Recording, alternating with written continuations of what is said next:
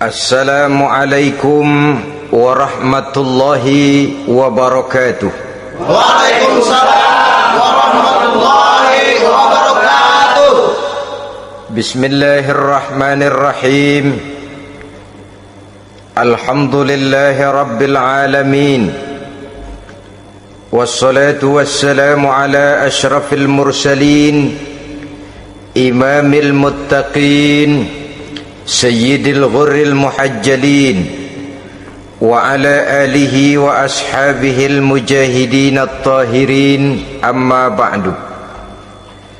Saudara-saudara kaum muslimin rahimakumullah. Satu hari ketika seorang ulama besar bernama Al-Imam Al-Faqih Abu Lais tengah berjalan-jalan di dekat kota Basrah, berkelumpulah sekelompok orang di dekat beliau. Mereka datang mengajukan satu pertanyaan. Imam, kami ingin bertanya. Di dalam Al-Quran itu Allah Subhanahu wa ta'ala menjelaskan, Ud'uni astajib lakum, berdoalah kepadaku, aku akan jawab doamu. Mintalah kepadaku, aku kabulkan permintaanmu. Itu dan begitu janji Allah di dalam Al-Quran. Kami, kata orang-orang tadi, sudah lama berdoa kepada Allah, tapi kenapa sampai sekarang doa kami ini belum dikabulkan? Katanya, ud'uni astajib lakum, kalau kamu berdoa aku jawab, aku penuhi, aku kabulkan doamu. Itu janji Allah. Kami sudah lama berdoa pagi, sore, siang, malam, nyatanya sampai sekarang doa kami belum dikabulkan. Ini bagaimana? Apa ayat Quran salah? Apa Tuhan lagi lempengan nggak denger?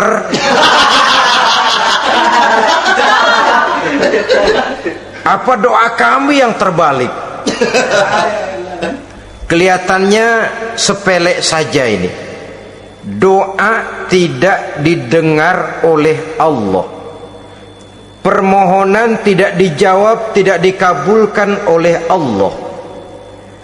Tapi sebenarnya kalau kita mau merenung, kemalangan apa yang paling besar dalam kehidupan ini selain daripada kalau permohonan dan doa kita sudah tidak dihiraukan oleh Allah? Artinya hidup sudah tidak diopeni oleh Allah. Jangankan Allah, saudara-saudara, kita nggak diopeni sama mertua saja bingung. Ini mertua diem aja, kalau saya salah apa salahnya, kalau ada yang dikepengenin apa kepengenannya, boyak ngomong kenapa diem begitu. Ini tidak diopeni oleh Allah. Kemalangan apa yang lebih malang selain daripada kalau doa sudah tidak didengar oleh Allah? Itu sudah kemalangan yang paling malang, lebih malang dari kota Malang saya kira.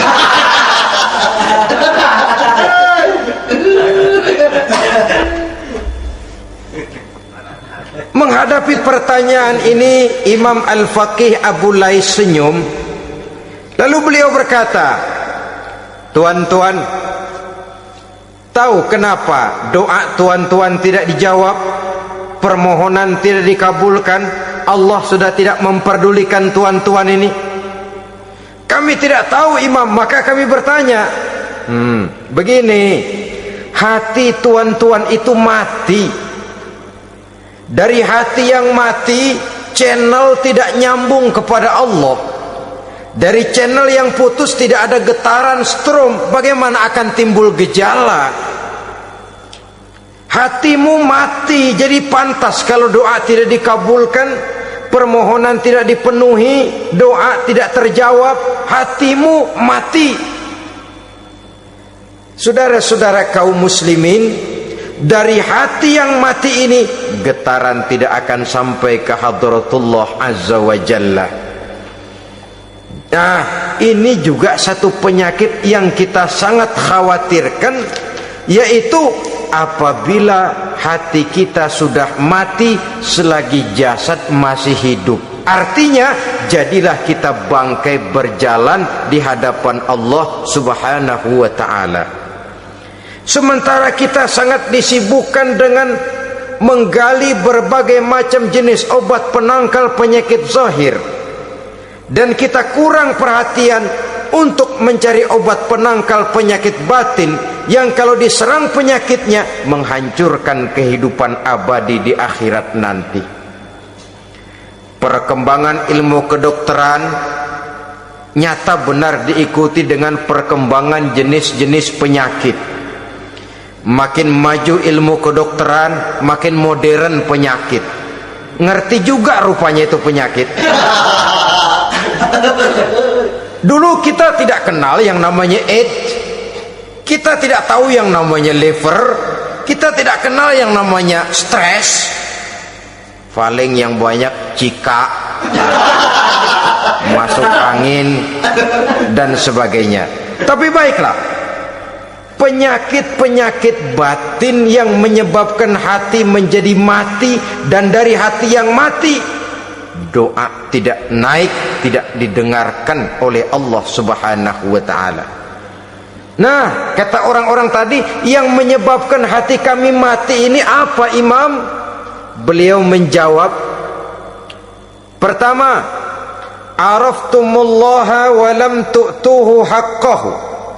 Yang menyebabkan hatimu jadi mati, pertama, kamu kenal benar kepada Allah, tapi haknya untuk disembah, kewajibanmu untuk menyembah, tidak pernah kamu laksanakan. Bagaimana Allah tidak akan jauh dari kita kalau kita tidak akan mengadakan pendekatan kepadanya? Dan pendekatan kepada Allah hanya bisa kita tempuh melalui jalur kegiatan ritual ibadah. Allah akan terlalu jauh apabila kita hanya membicarakannya lewat filsafat dan renungan yang mendalam. Tapi Allah akan dekat dan terasa hadir dalam hidup apabila kita dekati Ia dengan pelaksanaan ibadah kepadanya. Kamu kenal Allah, tapi hakmu untuk menyembah, kewajibanmu untuk menyembah, haknya untuk disembah, tidak pernah kamu laksanakan. Kalau soal Allah kita kenal bukan main. Bahkan tidak hanya kita mengajarkan kenal juga kepada anak-anak kita. Kalau ditanya siapa pencipta matahari, bulan dan bintang, Allah. Siapa pencipta lautan, gunung, hutan belantara dan sungai-sungai, Allah. Siapa pencipta bumi, matahari dan sebagainya, Allah. Sembahyang apa enggak? Bagaimana nanti?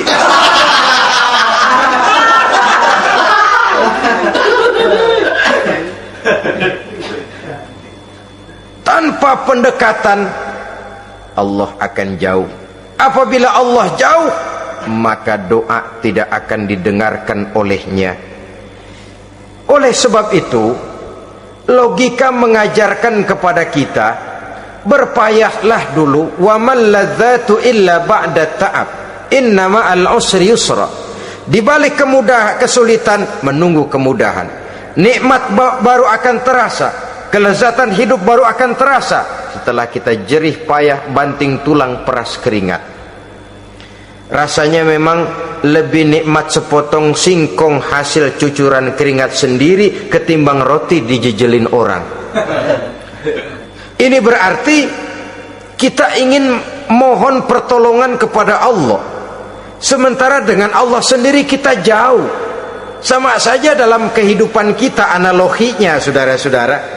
Orang tidak kenal kepada saudara, tahu-tahu jauh dari saudara, tahu-tahu datang mau minjem duit. Apa kesan saudara? Enak aja, kenal enggak, dekat enggak, datang-datang mau minjem duit. Emang duit percetakan bapak lu?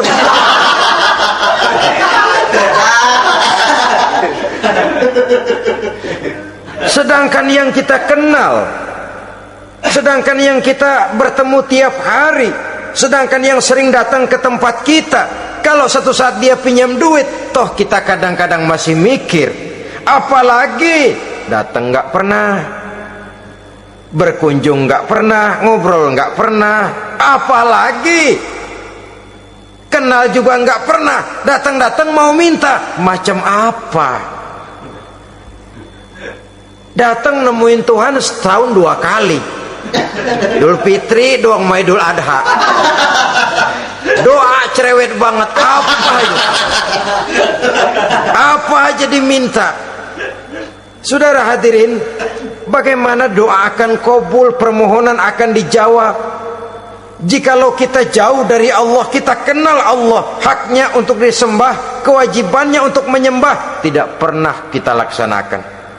Itu yang menyebabkan hati kita lalu menjadi mati.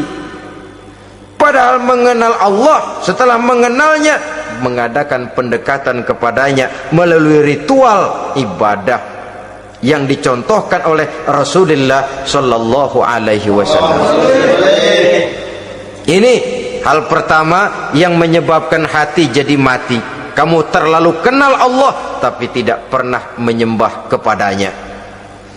Sama aja orang kerja kagak, habis bulan mau minta gaji, karena kita jitak kepalanya. Macam apa? Kerja enggak, tahu-tahu datang mau minta gaji. Kerja dulu yang baik, habis bulan baru enggak diminta pun memang sudah ada jatahnya. Ibadah dulu kita kepada Allah. Soal Allah memberikan karunia kepada kita, itu hak Allah. Apabila kita dekat dengannya, ibadah yang kita laksanakan benar, karunia itu akan datang kepada kita. Saudara-saudara, yang kedua yang menyebabkan hati jadi mati, qara'tumul Qur'an walam ta'malu bih. Kamu baca Al-Quran tapi ajarannya tidak pernah kamu amalkan. Kamu baca Quran tapi isinya kamu injak-injak. Sehingga ada peringatan dari Rasul Sallallahu Alaihi Wasallam. Beliau bersabda, "Iza azzamat ummatid dunya wa fi riwayatin dinaron wa dirhaman nuzi'at minha haibatul Islam. Wa iza turikatil amru bil ma'rufi wan nahyu 'anil munkari hurimat 'alaihim barakatul wahyi. Wa iza tasabat ummati saqatat min 'ainillah." 3 peringatan keras tapi yang merupakan gejala penyakit kita umat Islam diperingatkan oleh Nabi kita. Pertama, iza azzamat ummatid dunya, apabila umatku telah terlalu mengagung-agungkan dunia, apabila umatku telah jatuh menjadi umat yang materialistis, segalanya diukur dari sudut keduniaan saja, nuzi'at minha haibatul Islam, maka akan dicabutlah dari mereka kehebatan agama Islam. Hilang kehebatan Islam apabila kita jatuh menjadi umat pengagung dunia, penyembah materi. Nilai kita, keberadaan kita tidak dihargai orang lain. Orang memandang kita remeh saja. Orang Islam gak ada apa-apanya, bayar aja, bisa dibeli, bisa diatur, bisa dikerjain, garap saja. Nuzi'at minha haibatul Islam, hilang dari mereka kehebatan Islam ini. Kenapa? Mereka telah mengagungkan dunia dan menjadikannya sebagai tujuan. Padahal dunia cuma alat, materi cuma alat, harta cuma alat. Yang kedua, wa iza turikatil amru bil ma'rufi wan nahyu 'anil munkari hurimat 'alaihim barakatul wahyi.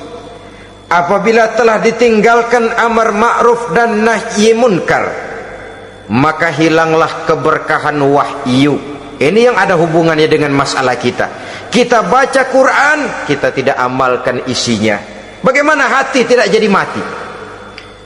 Amar ma'ruf dan nahi munkar ditinggalkan orang, hilang keberkahan wahyu.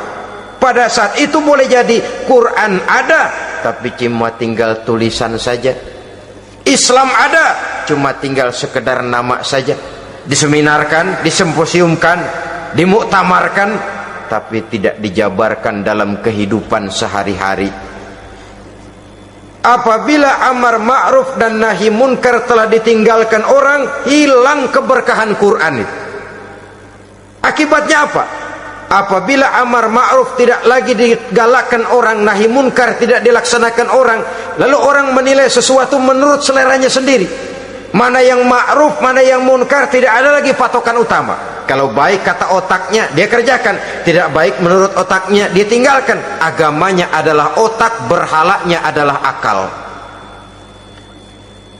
Akhirnya umat kehilangan pedoman. Tidak lagi jelas mana batas yang ma'ruf, mana batas yang munkar. Dalam kondisi sedemikian, akhirnya akan terjadi penjungkiran nilai. Paling celaka nantinya, yang ma'ruf malah dianggap munkar, yang munkar malah menjadi ma'ruf. Peringatan ketiga dari Nabi, wa iza tasabat ummati saqatat min ainillah. Apabila umatku sudah saling berbantahan, apabila umatku sudah saling caci memaki, saqatat min ainillah, jatuhlah mereka dalam pandangan Allah Subhanahu wa ta'ala. Hilang wibawa umat yang sudah saling mencaci maki, saling menjatuhkan, saling gasak, gesek, gosok. Justru agama menganjurkan kita ini saling asah, asih, asuh. Kadang yang kita praktekkan, kita ini saling gasak. Yang kedua, saling gesek. Yang ketiga, saling gosok. Gasak, gesek, gosok. Kacau kita ini. Saling gasak, menjegal kawan seiring, menggunting dalam lipatan. Saling gosok, fitnah sana, fitnah sini. Saling gesek, sikut kiri, sikut kanan. Tidak perlu orang lain luka dan sebagainya. Yang penting dia bisa nangkring. Jatuh kita dalam pandangan Allah apabila umat sudah saling mencaci maki. Maka kita kembali kepada persoalan hal kedua yang menyebabkan hati jadi mati, qara'tumul Quran walam ta'malu bih. Kita baca Al-Quran tapi ajarannya nyaris tidak kita amalkan di dalam kehidupan kita. Akibatnya hati lalu jadi mati. Itu yang kedua. Yang ketiga yang menyebabkan hati jadi mati dan doa tidak terjawab, idda'aitum annakum min ummati Muhammadin sallallahu alaihi wasallam wa lam ta'malu bi sunnatihi. Kamu mengaku, kamu memproklamirkan diri sebagai umatnya Nabi Muhammad, tapi sunnahnya tidak pernah kamu amalkan. Malahan perkembangan paling akhir bukan saja tidak mau mengamalkan sunnah, malah mengingkari sunnah. Inna lillahi wa inna ilaihi raji'un. Oh, Nabi Muhammad itu manusia biasa seperti kita. Sebagai manusia dia bisa salah. Dan ternyata hadis banyak yang palsu.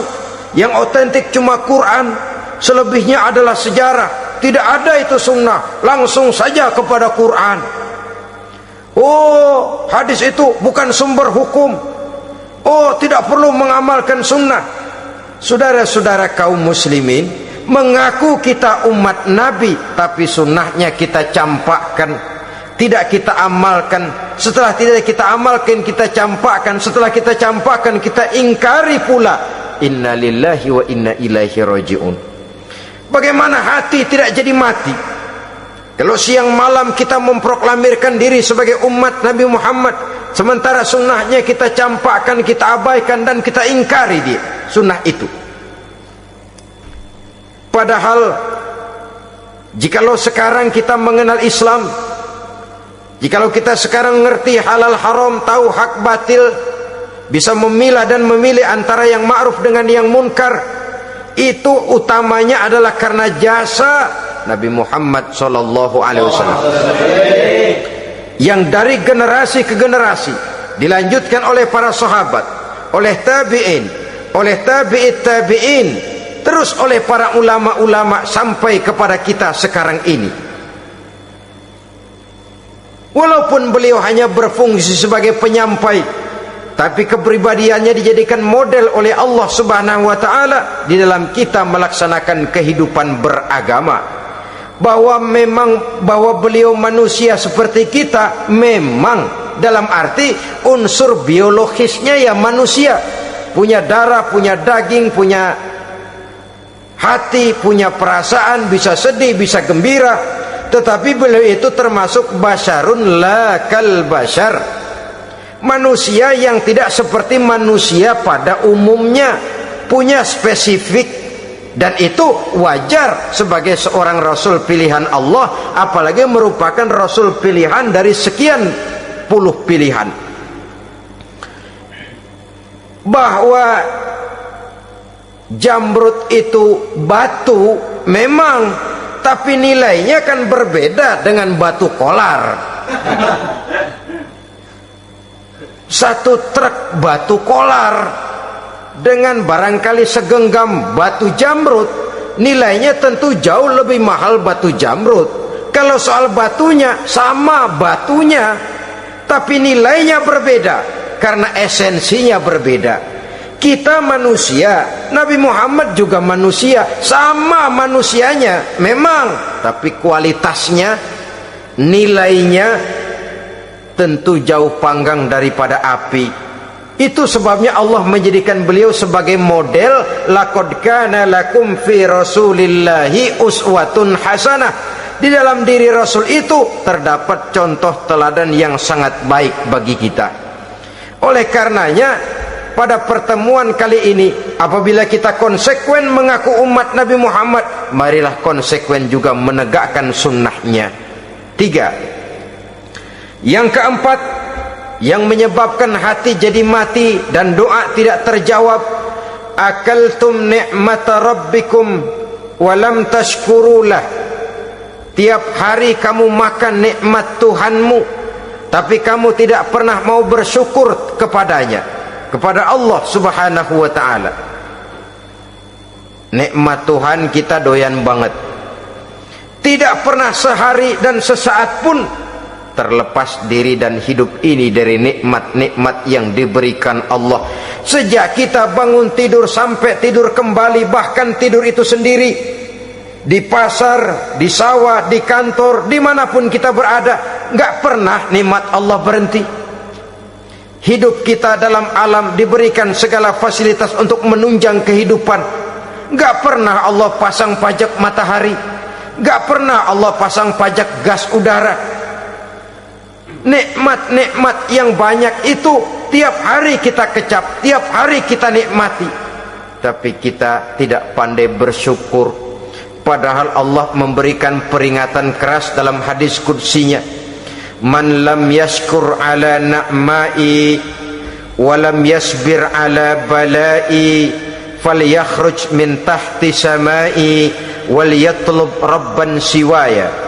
Siapa yang tidak mau bersyukur terhadap nikmat yang aku berikan kepadanya dan tidak mau bersabar terhadap ujian yang aku berikan kepadanya, silahkan keluar saja dari kolong langit ini dan cari Tuhan selain aku. Diusir oleh Allah. Kalau orang tidak mau bersyukur terhadap nikmat yang aku berikan dan tidak mau bersabar terhadap ujian yang aku timpakan, keluar dari kolong langitku, keluar, cari Tuhan selain aku. Diusir. Lah yang ngusir Allah. Anak sekarang bilang mau ke Menong.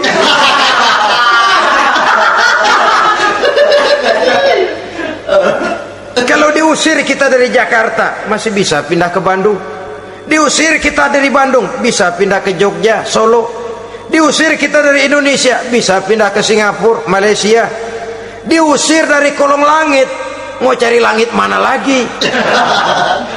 Kalau kau tidak mau mensyukuri nikmatku, tidak sabar terhadap ujian yang aku berikan kepadamu, keluar saja, keluar dari kolong langitku ini, cari Tuhan selain aku. Kalau istilah kita mah Tuhan, udah jengkel banget udah itu. Nikmatku, yang nikmat yang aku berikan kau makan, tapi kepadaku engkau tidak pernah mau bersyukur. Saudara-saudara kaum muslimin rahimakumullah, wajar. Kita dulunya tidak ada, sekarang ada nikmat. Susunan biologis manusiawi kita demikian cantik, nikmat.